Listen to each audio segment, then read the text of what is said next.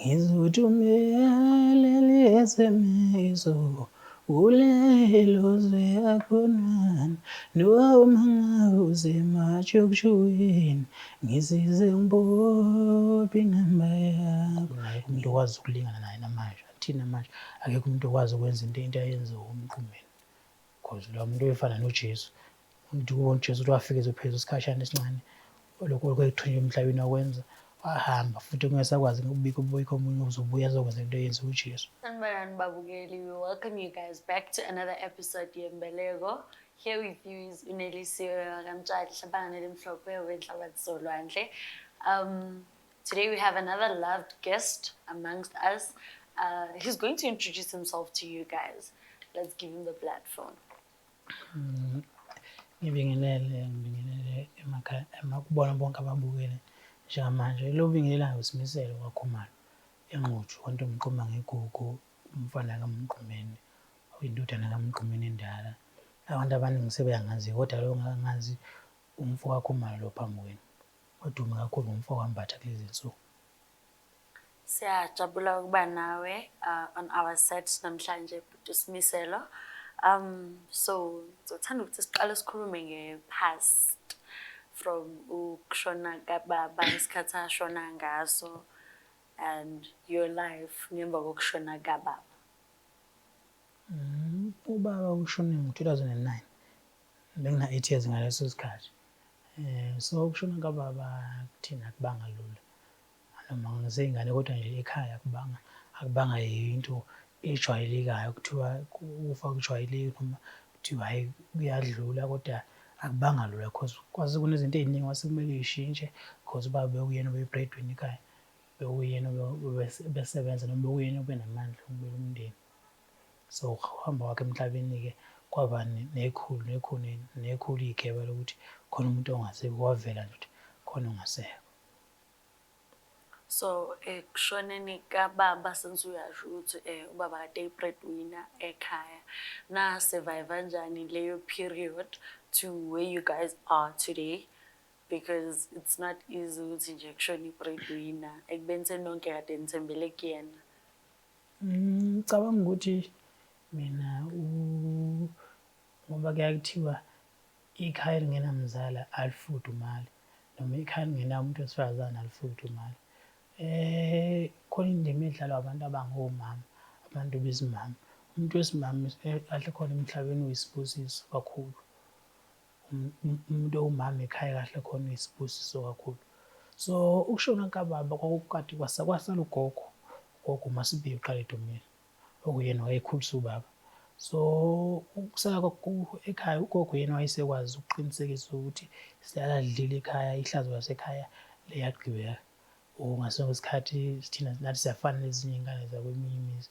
Ngasonke isikhathi ugogo bekuyena obekwazi ukumenenja isimo sasekhaya because ubaba omncane okuyibona abanye sebethe ukukhula ngaleso sikhathi bawuyima beqala bona bengena kwi-industry yomculo.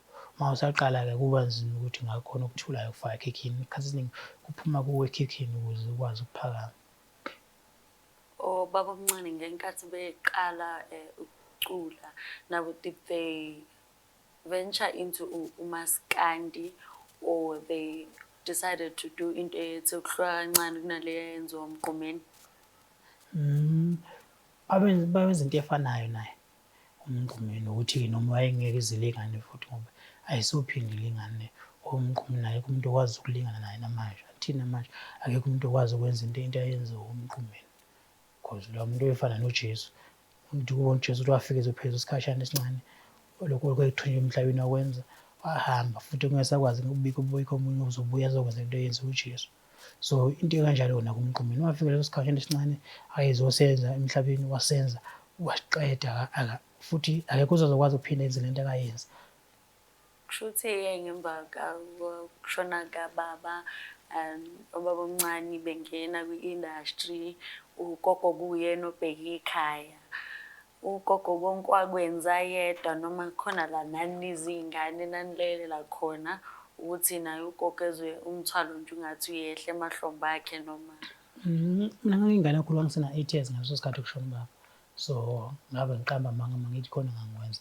angazi noma liyaphuma noma liyashona. Mina ngangijabule ukuthi ngilala ngidlile, ngiyakwazi ukugqoka uma ngiya esikoleni. Ngoba abantu abesinakekela kwakukhona ugogo, umakoti wayekhona kwakuma ngaleso sikhathi because abanye abogogo bayaphuma emgqomeni bahamba, kwasala uma kuphela. So kwakugogo noma uyibona abekwazi ukunakekela isikhathi esiningi, but umuntu owayenesandla esikhulu kwakuye ugogo because wawuyena umuntu omdala ekhaya. So ngicabanga ukuthi obaba sometimes nabo makuwukuthi kukhona abakuthoyile ngaleso sikhathi bephophile, babekwazi ukulekelela ugogo. Ugogo wayekwazi ukulekeleleka uma kukhona abakutholile ngaleso sikhathi, ukuthi into yomculo kwakungekugaranti ukuthi inyanga nenyanga wena uzokwazi ukufaka imali engangokuthi ekhaya because kuyenzeka iphele inyanga nawe ungazi ube ngisho nano-R100. So kuke kwanesigameko sokuthi kuthiwe uMgqumeni uvukile ngenkathi eqeda ukudlula emhlabeni. Kwaniphatha kanjani niwumndeni? Kwani-affect-a kanjani niy'ngane zakhe or nje as a family? Ngesikhathi kwenzeka leya nto ngisafunda i-primary, ngangifunda u-grade 6 or 5 lapho, kodwa ngicabanga u-grade 6 ngangifunda e-primary isikhathi kufuca abasha. So uma useyingane-ke ekhaya awutsheli izinto ey'ningi, uyafihlelwa uma useyingane. Kusho nasekhaya benza lokho lelo siko lokuthi ingane iyafihlelwa, abangangitshela. Kwakhishwa ubaba omncane owayekhona ngaleso sikhathi, ubaba uGagashe, wahamba wayombona lo muntu because wayengafikelanga ekhaya, wayefikelele ngasedrobheni eNquthu kwaKhumalo, wayengafikelanga emaselekentini la sihlala khona sikhulele khona. Wahamba wayombona lo muntu, wafika washo ukuthi hhayi ufafa abulandelwa akuyena umfowethu akuyena umzala, lo mzala akaze bisho, waboshwa because uma uphika awuboshwa. So mina ngazi ukuthi ngaleso sikhathi ngiyabona nje uma ngibuya esikoleni omncane ukuthi mhlawumbe hhayi khona la kaya khona noma uyikhweni because wayenokuya eqonyiwe ekhaya uyahamba kuyoqhatha ukuthi mhlawumbe uyikhweni. Ngakusasa futhi ngiphinde ngivuke ngiye esikoleni, uma ngifika esikoleni indaba ithi isikhuluma erediyweni i-Trenda vele mina ngilalana naredo. Mina iredo ngangilalela uma ngizolalela ibhola noma ngizolalela uSigiya Ingoma. Ngangithiwa ngithi lalela iredo phakathi ney'nsuku. So mase ngilokhu mangifika esikoleni ngakusasa iy'ngane seziyangigungwa zangibuza ukuthi iqiniso yini ukuthi ubaba wakho uvukile, iqiniso ukuthi nobaba wakho uboshiwe ufike waphika lapho uthi akuyena ubaba wakho loyana. Lapho angazi wakwazi mina ngithi angazi lutho, mina angaze ngizwe lutho, angazi nokuthi khona umuntu ovukile okunjani.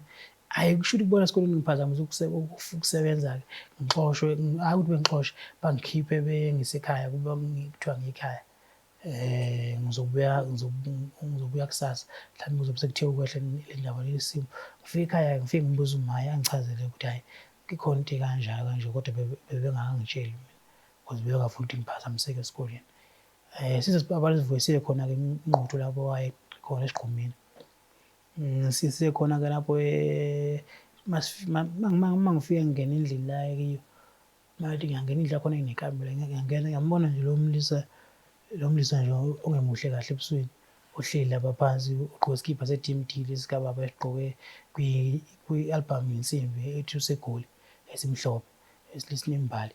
Ngiyambona lowo mbhemu, hhayi ngamnatshela mina mhlawumbe lo bantu ubaba phela uzophuma ekamelweni. Uma ngingena kusho yena ethi, hawu misele ndodana usukhule kangaka uzoxhawula ubaba. Kusho ukuthi-ke wawungenaseyike phela, wakuthi hhayi awuyena ubaba wena.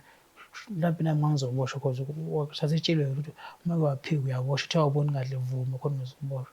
Hhayi ngihambe ngoxhawula-ke nami hhayi. Kusho ukuthi uma useyingane vele-ke izinto ey'ningi awuy'naki, ngixhawule-ke hhayi ngihlala leso sikhashana kancane ngibona iy'ngane ey'ngaka phandle y'dlala phandle, ngihambe ngiyoy'dlalela phandle ngikhonjwe izinto ey'ningi, bahlale-ke endlini baxoxa-ke. Until kuze kube kuyabanjwa-ke but uma wami noMakalusanda ibona-ke abafike bagcina bephikile-ke baphumela obala ukuthi hhayi akuyena umkhwenyana wethu lo, akuyena umkhwenyana wethu loyana-ke. Amagama aze avela kabuhlungu ukuthi-ke laba bobabili baphika ngoba vele ubaba wayengasekho interested yibo. So babona ukuthi uma evuka la ngoba esevukile uzophinde athi akasabathandi because ubaba washona vele sinamakoti abasha engasabezwa kahle laba abadala. Uyazi-ke nawe indoda enesithembu ukuthi uma kunomakoti omusha ifocus kumakoti omusha. So into ethi abe kanjalo. So la muntu wahlumeza kakhulu ekhaya into engiqonda ukuyisho ukuthi la muntu wahlumeza kakhulu ekhaya ngangiqala ukubona ugogo ephatheka kabi ngaleya ndlela because ugogo lapho kwakunejuice eyifika iphuzwa ngithi. So leya juice yayifika iphuze wafika waphuza wafika waphuza leya juice nakanjani uzombona kuwumgqumeni loyo uzofika uvume kuwumgqumeni ngoba ngisho ugogo okuyena umkhulisa wafika waphuziswa leya juice wavuma ukuthi umgqumeni. Wafika umfowabo kaMgqumeni akalamana naye bazalwa umama yedwa ufika waphuza leya juice wavuma ukuthi umgqumeni. Thina ngicathi yimi uMalusanda uma ezingayiphuzanga ithina esasilokhu siphikile ukuthi akuyena umgqumeni. Loyo muntu wakwenza yedwana ukuthi aza convince abantu abaningi angawo ukuthi uwumgqumeni kuze kufike kulelo zinga lokuthi sokunejuice eliphuzwayo-ke manje kwenzakalani lapho nje?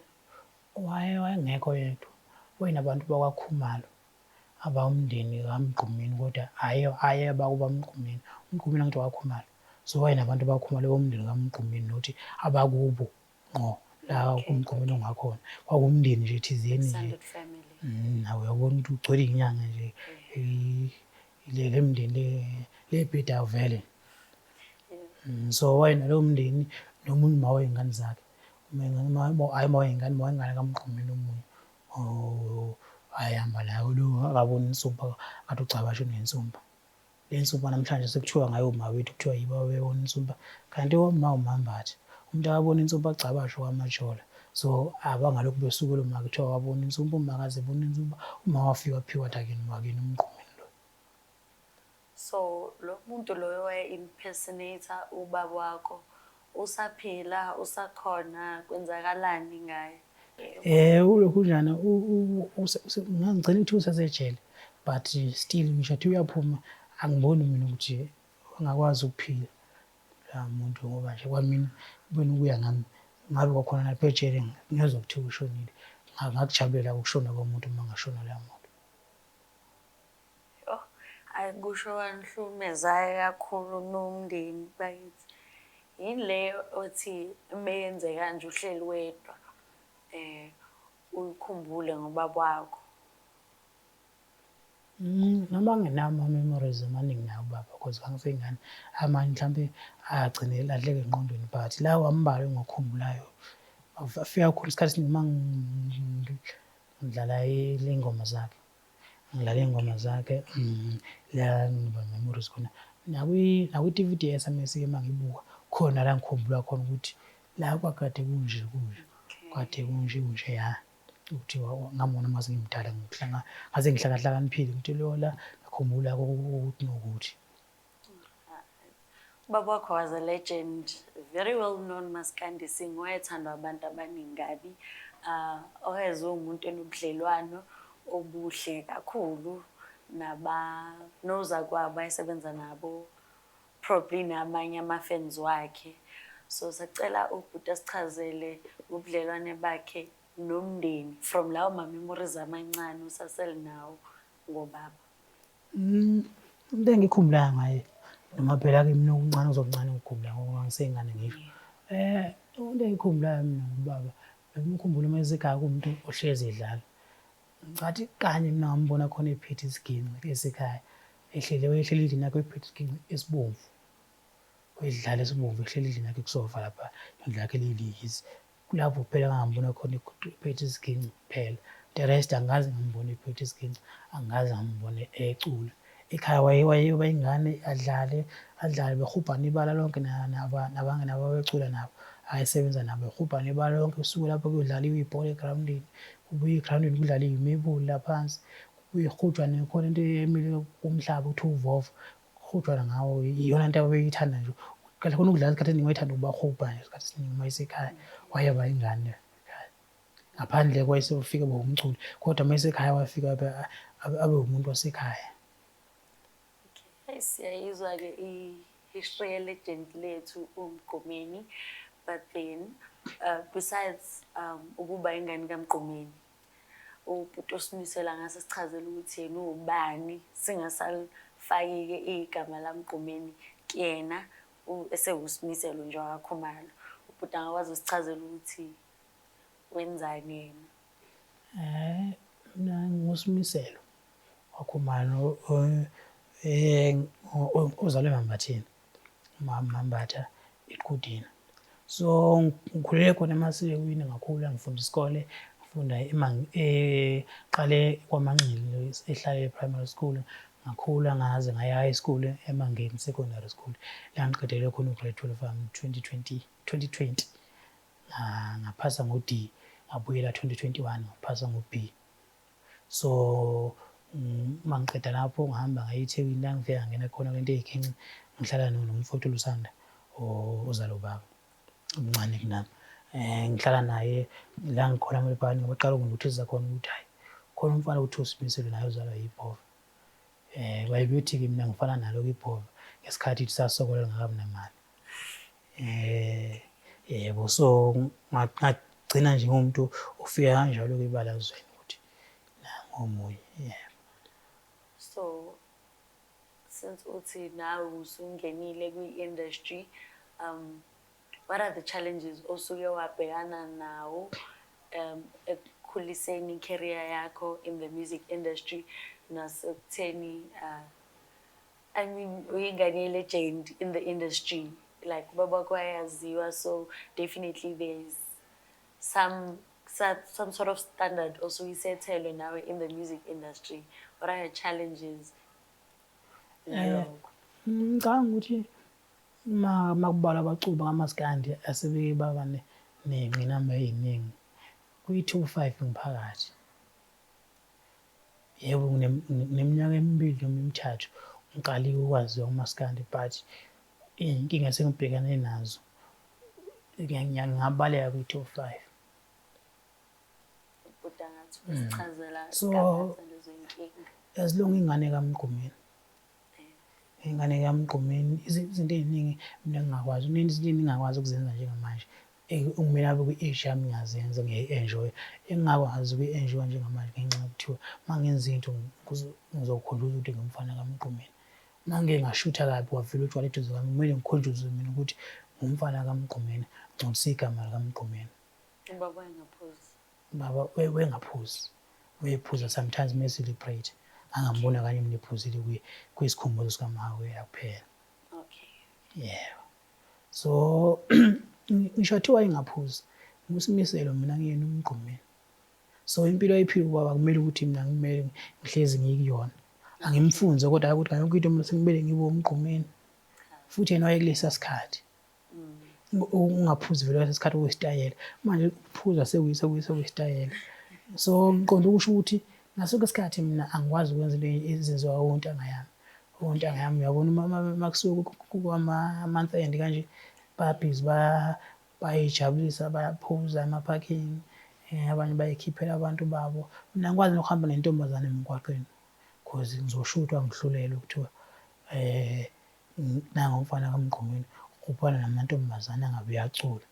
Ngibuye ngicule la ngitshela ukuthi umculo awulona ifa, angiyeke. Kuthiwa ngiyomaketha, ngihambe ngiyomaketha bona endleleni bazohamba beshutha nami endleleni ngiyomaketha. But sengithuka ngaleyo nto ukuthola umfana akafuni ukumaketha, akukho ngisho-ke wavela kula bantu aba-more than 20 ade beshutha nami ngiyomaketha because bengihamba ngiyomaketha e-City Deep mina usuku nosuku, kakhulukazi last year bengihamba ngiyomaketha e-City Deep, ngibuye ngimakethe eBenrose, ngibuye ngimakethe lokhunjani kuphi nje ngapha le ndawo mawusho ngapha edrobheni. Ngigqoke usasebenza aba-blue nokuthi ngiyomaketha ngabo nami Maguzu. So bengihamba ngiyomaketha isikhathi esiningi ngiphethe ama-CV ngezandla bashuthe nami nganqabi futhi ukushutha. Nxa ngikholwa ekutheni ngelinye ilanga bazokwazi ukungidifenda ukuthi lo mfana siphila naye, uphila impilo yawo wonke umuntu, uyamaketha njengezinye iy'ngane, akakufakile ekhanda ukuthi uzalwa uMgqumeni. But namhlanje ngithuka ngalokho ukuthi mina angimakethwa, angimakethi shuthi ngiyalala ngibheke ukuthi ngizokondliwa ngegama likaMgqumeni, ngibheke ukuthi angifuni ukuyosebenza ngoba nakhu ngithi ubaba wayo uMgqumeni. Akuvelanga ngisho yedwa kulezo thombe engangishuthwa zona ngiyomaketha, wavela ukuthi mina lo mfana bengihlangana naye, ngihlala naye eJiphi noma nginokuhlangana naye mina ngihlala eJozi Gwalala, ethi mina ngihlala eJozi Gwalala kodwa umfana bengiyombona ngiyomaketha. Ngashuthwa naye isithombe ngelinye ilanga lelo. Lezo thombe engangishuthwa zona akukho yedwa owavela. So ngelinye ilanga manginqaba mina ukushutha nawe ungifica sendaweni yami ngithi mfowethu ngoba ngisemphantweni angike igingcini ngicela ungashuthi nawe ngoba mase kumele uveze ukuthi ngake ngakubona usendaweni ukuthi le ngisuke ngithiwa ngayo awuveli. So ngiqonda ukuthi ukuba uzalo umgqumeni une-pressure eningi kakhulu ukudlula bonke abantu bakaMaskandi engicabangayo. Ngicabanga ukuthi akekho umuntu kuMaskandi oney'nkinga esinazo thina ezizalo umgqumeni one-pressure ufakwe i-pressure njengathi. Kuniphatha kanjani iy'ngane zakho emgqumeni lowo ukuthi kuzo zonke iy'ngane zama-celebrities out there, you guys have the most pressure anikwazi nokwenza izinto ezenziwa wontanga benu because kuyosoqhathaniswa iy'mpilo zenu nempilo yabakwenu. Kuniphatha kanjani lokho eziy'ngane zakhe?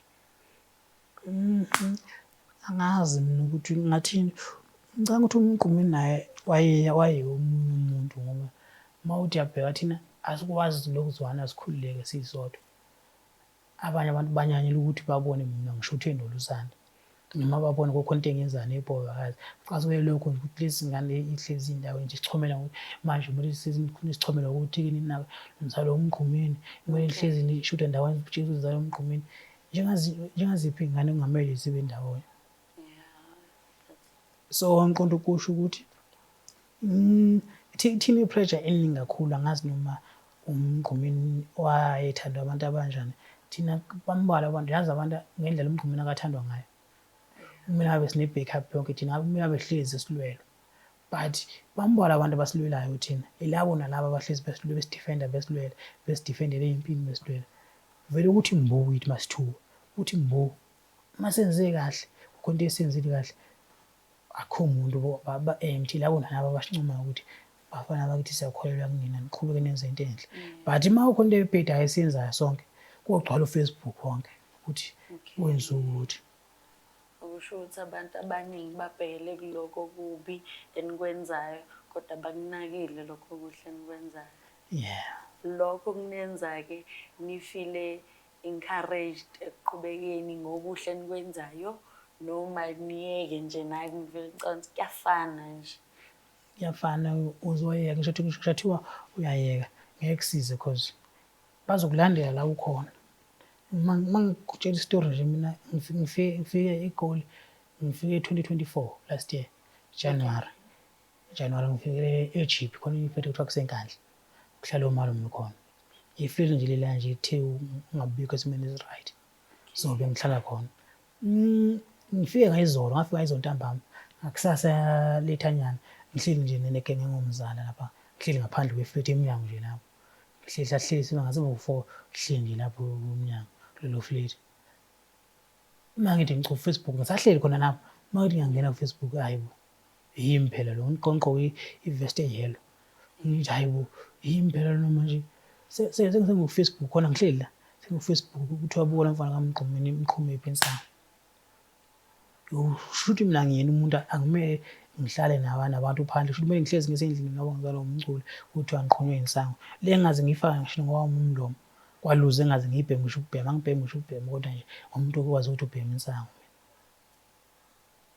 So basically guys, as you can hear what's happening here, you guys mustn't pressurize abantu given izinto ezazenziwa abazali. Now you guys expect the same thing from the children, like pressurizing omunye umuntu kufana nokuncindezela impilo yomunye umuntu ukuthi ingabi nanqubekela phambili. So I think it's best ukuthi yekeni omunye nomunye aphile impilo yakhe and just be happy for one another. I mean guys, we are all living on the planet Earth. Nobody knows tomorrow. Kusasa ngavuka kungufuna ukudefendwa from a certain thing online or being trolled from izinto eziningi. So now kuke kwaba nengoma okuthiwa ke ezamgqumeni ezasala zinga phelele, I think something like that. Okuthiwa ke manje seziqedelelwe omunye wabaculi bamaskandi. Angathanda usixoxela ngaleyo nto. Okokuqala nje lapho ngenhlonipho yabona kwagama lithi zaqedela kwaqedela ingoma kaMgqumeni. Lelo gama mina ngilibona liwukululaza uMgqumeni, liwukululaza umuntu omkhulu kangaka emhlabeni. Kuthiwa waqedelelelwa ingoma, sengathi uyizehlule kwahle uqedelela ingoma. Lelo gama nje lilodwa liyalulaza bafowethu. Kumele bezame ukulibeka ngelinye indlela kuthiwa walungisa amaphutha agcine esale kuMgqumeni ngcono, igama lizohlonipheka. Yabo ukuthi kwaqedelwa ingoma kaMgqumeni, hayi impela ifike ungquma umoya mina, iyona nje ifike ihlala enhlizweni ithi xhifi, because igcine ulwazi baba imenza ngathi uyisehlule kwahle uqedile ingoma. Cha, lapho sengithuka kakhulu ngaleyo ndaba mangiveza i-knowledge yami mina engiyaziyo, engingayi ukuthi engiyaziyo, uma ngiveza iqiniso abalaziyo bonke abantu ababekhona ngaleso sikhathi. Uyabona, ungakubona bonke abantu kade besebenza noMgqumeni, ubabuze nje in privacy bebodwa, bazokutshela ukuthi lapha uMgqumeni wawuqedwa wakho umsebenzi, but kwakhishwa amavoyisi kaMgqumeni, kwafakwa umfoka Mpungose for i-promotion, for umpromotha akhuphuke. Leyo into ngeyona icala leyo, akulona icala lelo ukupromotha ithalente. Uma ubona ukuthi umuntu unethalente, umsebenzi wekhampani vele ukuthi okay, nangu umuntu obesimele ekhampanini, obe namandla ekhampanini, useswele, sekumele sikhulise omunye manje, asivundulule omunye ozokwazi ukuphakamela lapha phezulu, badonsa yena umfoka Mpungose uKhuzani bamfaka la. Akulona icala lelo, but end of the day siyazi thina ukuthi akhishwa ama-backing kaMgqumeni, kwafaka wakhe umfoka Mpungose. Futhi angibasoli lapho, ngeke ngithi benza wrong, but indlela sebeyibeka ngami sekuthiwa kwaqedelwa ingoma kaMgqumeni, cha mina angiyithandi, mina ngingedwa lokuthiwa waqedela ngathi ubaba usehluleka. Cha, lapho impela angiyizwa kahle. Nanokuthi-ke ngicabanga ukuthi abafowethu ababesebenza nobaba, mina ngizobabeka kakhulu, ongathi abafowethu obaba ababesebenza nobaba. Mina ngizocela ukubabeka iphutha kakhulu. Angazi noma mhlawumbe ngeke ngazi phela ngangiseyingane, mhlawumbe naye ubaba wayeligwala njengoba benza, kodwa nje bona bakhombisa ubugwala, bona bakhombisa ubugwala ngendlela uMgqumeni ayebaphilela ngayo, bona abakuvezi ukumphilela ngaleya ndlela.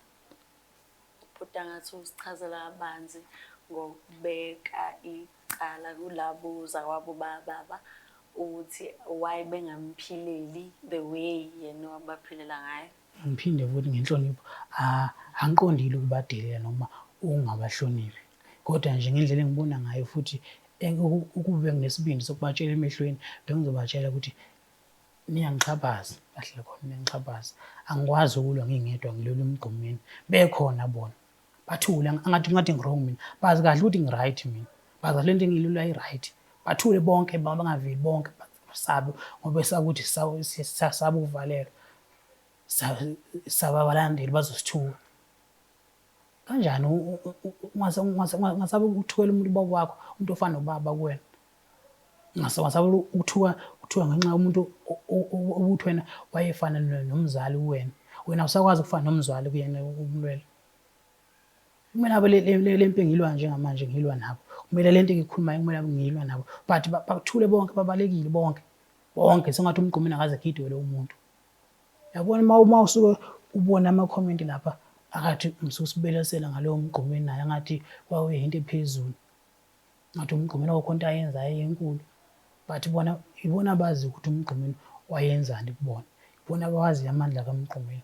Akho ngisho into ovela ukuthi mina ngiyafakaza, mina uMgqumeni wayinto ephezulu, mina ngiyafakaza, mina uMgqumeni wayokuthi bavele banyamalale bonke ababhekile ukuthi umuntu abuze bethi hayi igama likaMgqumeni liyakhulumisa, bafuna lephi elingakhulumisa ngoba phela lona kumele abalilwele, balaba khona ngithi uMgqumeni.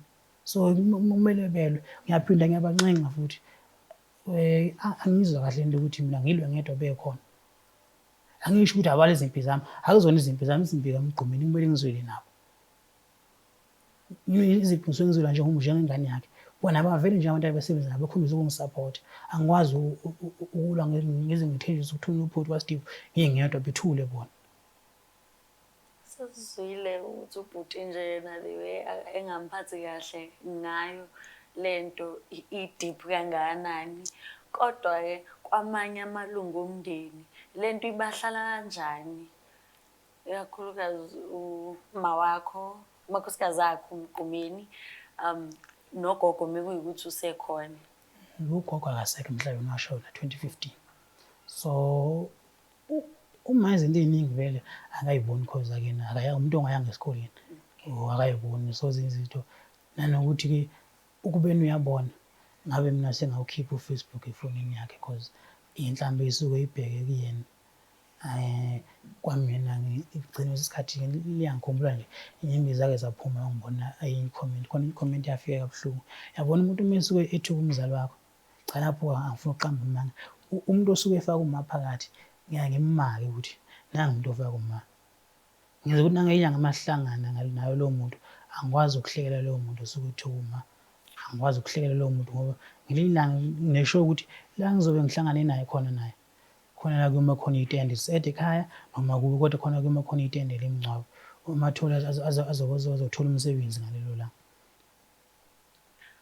Bangabe khona phakathi-ke umndenini owavumelana nayo lento yokuthi akupromote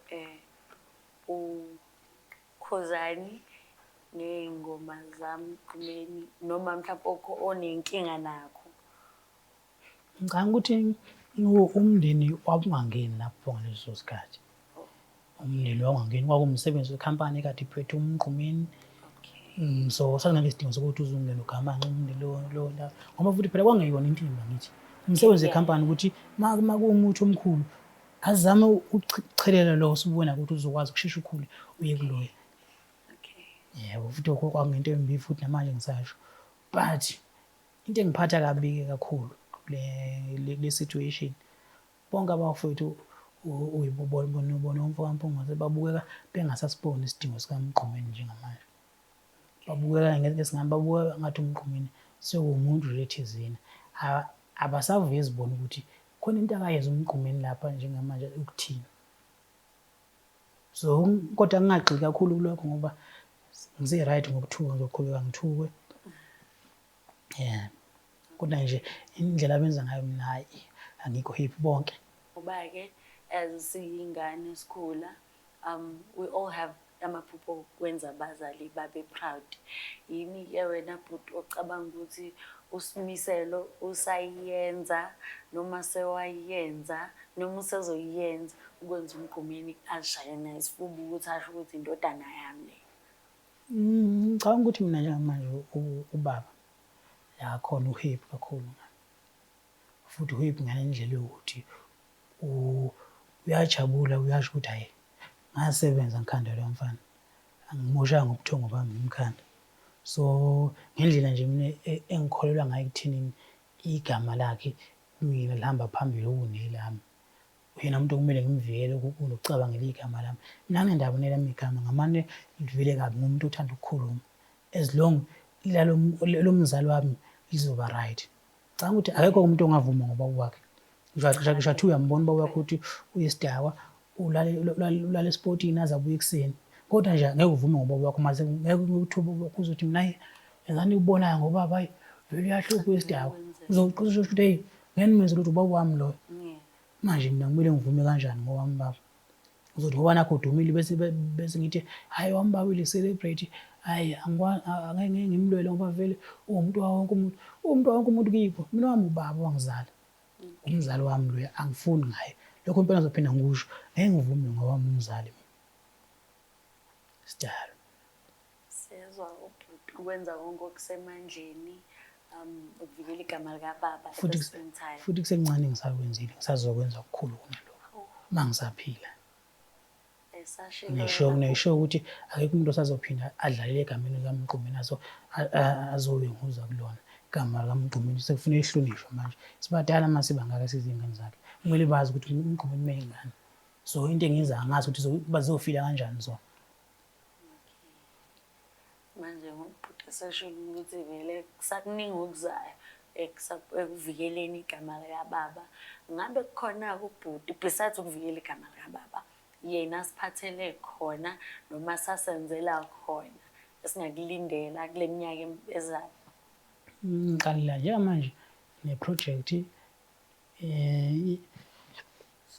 ey'kibha zikaMgqumeni ngidayisa ikhipha enobuso bukaMgqumeni for khona leli gama likaMgqumeni ukuthi lingashabalali ngoba vele ngizirishabalala but nje ukuhlezi ulenza lisebantwini unikhipha ekamgqomeni ngenxa yezinto ezithile ezingiphazamisile bengithi ngizofika ngisigqokile ukuze sizovela unikhipha ekamgqomeni ezitholakalayo kimi zikhona okunye nje manje ngizoqala iproject yomsebenzi kaSimiselo.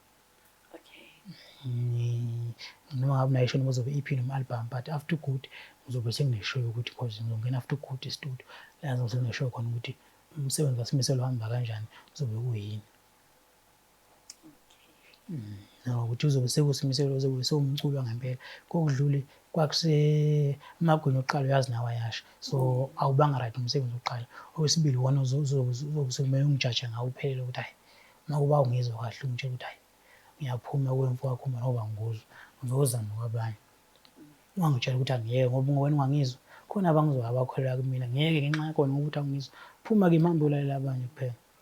Futhi uSimiselo sakhulumile lapho ngeyikipa sicela usichazele ngokutholakala kweyikipa ukuthi nje sithola kanjani ngamalini. Ikipa itholakala kumina enambeni yami la WhatsApp ethi 0818 99 3932. Noma ungifonele enambeni ethi 0790 34 6863. Yeah. Itholakala kumina. Kule mali ngenxa yokuthi la ngagcina ngizenze khona bangidurela kakhulu. So kube ngangifuna iprofit nami kwakumele izibize lakho 600 but ngangathi 600 abantu kwanamagama ayinqwaba. Into ayingixaka isikhathi esiningi ngithuka umuntu ogqoka iskipa seviyale sika 1.1 uthi mina ngiqola abantu ngeskipa sika 600 omunye aqhamuka agqoka ijakhethi ebhokhathi ethi 5000 uthi mina ngiqola abantu ngeskipa sika 600. La ubona khona ukuthi kahle khona kwathina abantu abamnyama umqondo uvalekile ngoba awukwazi ukungitshela ukuthi ngiqola mina ngingwakini kumele ungisupport but usupport umlungu waseNgilandi ngo5000 eyamali ayinele ayithenga ishizi nyane ibiza leskipa but wena ugqoka inkomo ngaleso sikhathi usupporte umuntu waphesheya unomuntu wakini. Namhla uxakekile uzomtshela umfonela umlungu umtshela ukuthi hey baba yazi ngidinga imali engangokuthi but mina ngoba uyangazi ngwakini ungakwazi ukungifona ukuthi hey baba yazi ngidinga into ewukuthi nokuthi ngeke umfonele umlungu uthenge ngo5000 kuye ukunzima ngeke ukuthenga ngalo 500. So ngiqonda ukuthi singabantu abamnyama ingqondo sobe ihlala ephekwayo sithathe sifake einqeni asicabanga kahle lokho singabantu abamnyama isikhathi esiningi. So iskipa latholakala kimi gcine ziwu450 kangithuka khona ziwu450 so angina profit mina ngithola ngiyenza for the sake of igama lababa. So guys, basically this is an emphasis on how we as black people need to support each other. Guys, we have to support our black businesses ukuze sikhule because at the end of the day we is complaining on how our economies are not growing and all that, but there is no way economy to grow supportani as the black people. So manje uSimiselo angasichazela ngokuthi utholakala kanjani kuma social platforms kwabafuna ukumlandela naba interested ekuboneni umsebenzi wakho. UFacebook ngiyatholakala ngiyoSimiselo Idlamanzi Junior Khumalo. Ipage lami lelo ngicathi sina 30k nje followers njengamanje. Ku TikTok ngikhona Simiselo Inkosi uMaskane. Ngigcine ina 36k followers. Ku WhatsApp ngikhona